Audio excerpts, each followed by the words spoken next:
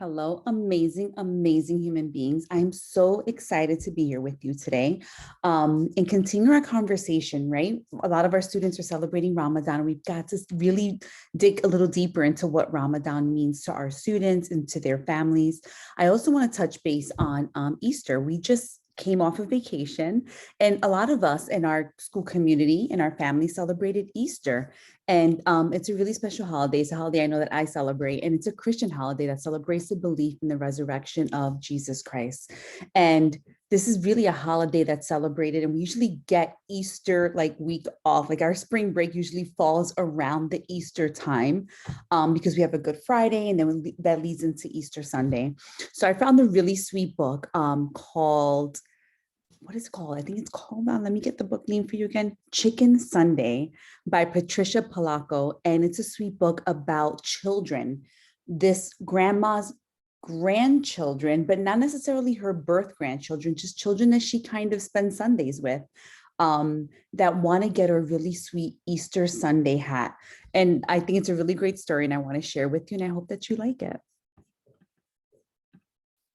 Chicken Sunday. Chicken Sunday by Patricia Polacco.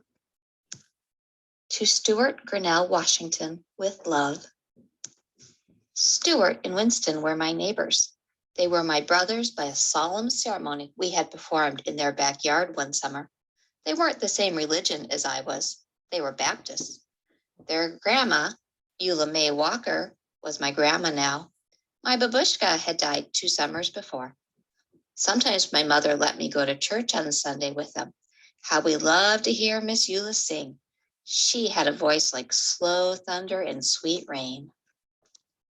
We'd walk to church and back. She'd take my hand as we crossed College Avenue. Even though we've been churching up like decent folks ought to, she'd say, I don't want you to step in front of one of those too fast cars. You'll be as flat as a hen's tongue. She squeezed my hand. When we passed Mr. Kodinsky's hat shop, Miss Eula would always stop and look in the window at the wonderful hats. Then she'd sigh, and we'd walk on. We called those Sundays Chicken Sundays because Miss Eula almost always fried chicken for dinner. There'd be collard greens with bacon, a big pot of Hoppin' John, corn on the cob, and fried spoon bread. One Sunday at the table, we watched her paper fan flutter back and forth, pulling moist chicken fried air along with it. She took a deep breath. Her skin glowed as she smiled. Then she told us something we already knew. That Easter bonnet in Mr. Kodinsky's window is the most beautiful I ever did see, she said thoughtfully. The 3 of us exchanged looks. We wanted to get her that hat more than anything in the world. Stuart reached into the hole in the trunk of our wish tree in the backyard. He pulled out a rusty Band-Aid tin. The 3 of us held our breath as we counted the money inside that we had been saving for weeks. If we're going to get that hat for Miss Eula in time for Easter, we're going to need a lot more than this, I announced. Maybe we should ask Mr. Kodinsky if we could sweep up his shop or something to earn the rest of the money, Stuart said. I don't know, Winnie said fearfully. He's such a strange old man. He never smiles at anyone. He always looks so mean. We all agreed that it was worth a try anyway. The next day we took a shortcut down the alley in back of the hat shop. Bigger boys were there. They were yelling. Eggs flew past us and pelted Mr. Kodinsky's back door. Just as the boys ran away, the door flew open. Mr. Kodinsky glared straight at us. You there, he yelled. Why do you kids do things like this? It wasn't us, Stuart tried to say, but Mr. Kodinsky wouldn't listen to us. All I want to do is live my life in peace. I'm calling your grandmother, he shouted as he waved his finger in Stuart's face. Miss Eula was waiting in her living room for us. Miss Eula, we didn't throw those eggs, I sobbed. Some big boys did, Stuart sputtered. What were you doing at the back of his shop in the first place? She asked. We knew that we couldn't tell her the truth, so we just stood there and cried. She looked at us for a long while. Baby dears, I want to believe you. Heaven knows that I brought you children up to always tell the truth. If you say you didn't do it, then I believe you. It is too bad, though, she went on to say. That poor man has suffered so much in his life. He deserves more than eggs thrown at him. You know, he thinks you threw the eggs.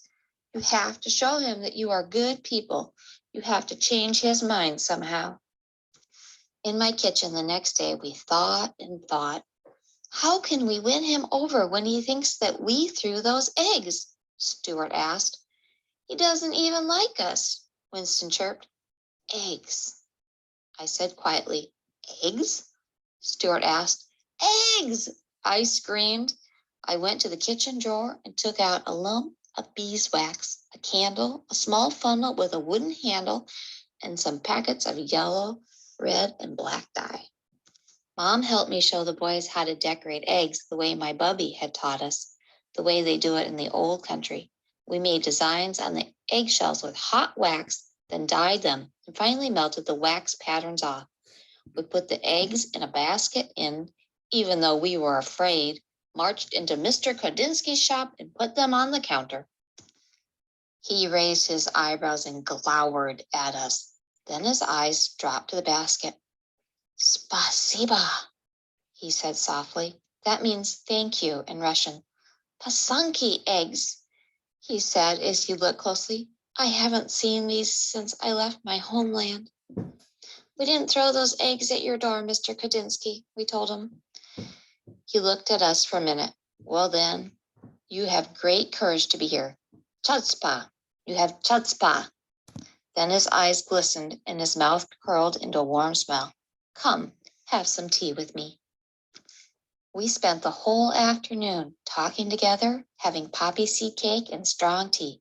He told us about his life. We told him about ours. When we finally got the courage to ask about doing odd jobs to earn some extra money, he apologized and told us that there was no work. We didn't tell him what we wanted the money for. It didn't seem the right thing to do.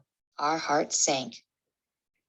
I tell you this, he said thoughtfully, those eggs are as beautiful as my hats. Stuart, Winnie, and I looked at each other. It's almost Easter, he went on to say. I'm sure that people would love these eggs. Set up a table and sell them right there in my shop. For the next few days, we worked very hard. We made almost a dozen Pasanki eggs. When people came in, they picked them up and said things like, beautiful, splendid, intricate, glorious. We sold them all in one single day. That afternoon, when all the eggs were gone, we counted our money. We had more than enough for the hat. Just as we were about to tell Mr. Kodinsky that we wanted to buy the hat, he came out from the back room holding a beautiful hat box gift wrap. Keep your money, children, he said softly. I have seen Miss Eula admire this. It is for her, isn't it? Tell her that I know you are very good children. Such good children. When Easter Sunday arrived, we thought our hearts would burst when we watched Miss Eula open the hat box. She held us close as big tears rolled down her cheeks. Our hearts sang along with the choir that Sunday. She looked so beautiful in that hat. When it was time for her solo, we knew that she was singing just for us. Her voice was like slow thunder and sweet rain. Later that day, as Miss Eula sat at the head of the table, she said, oh, baby dears, I can die happy now. And after I'm dead on chicken Sundays, I want you to boil up some chicken, bones, gravy, and all, and pour it over my grave. So late at night when I'm hungry, I can reach right out and have me some. Then she rolled her head back and laughed from a deep, holy place inside. Winston, Stuart, and I are grown up now. Our old neighborhood has changed some, yet it's still familiar too. The freeway rumbles over the spot where Mr. Kodinsky's shop once stood. I think of him often in his glorious hats. We lost Miss Eula some time back, but every year we take some chicken soup up to Mount View Cemetery and do just as she asked. Sometimes when we are especially quiet inside, we can hear her singing, a voice that sounds like slow thunder and sweet rain.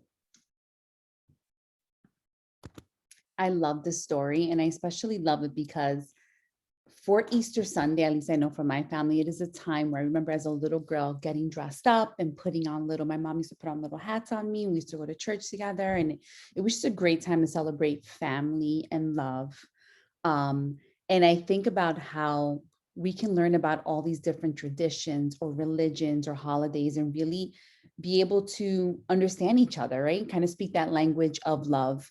There was one tradition that I never spoke about that Ms. Vilas actually was like, Myra, or Ms. Rodriguez, the holiday of Holi is coming up, and that was celebrated March 28th. And that is a Hindu festival, which is the Festival of Colors. And I know about it because when Ethan was 3, he used to celebrate it with his teacher. She was so big on the tradition, and she used to have all these different colorful, like, I don't like, they had to dress all in white. And then he used to, I know when I picked him up, he was full of color everywhere. And they had this huge festival and colors, and it was really amazing. So there's so many amazing opportunities to learn about different traditions and religions and holidays, and really get to embrace each other through a common language of love.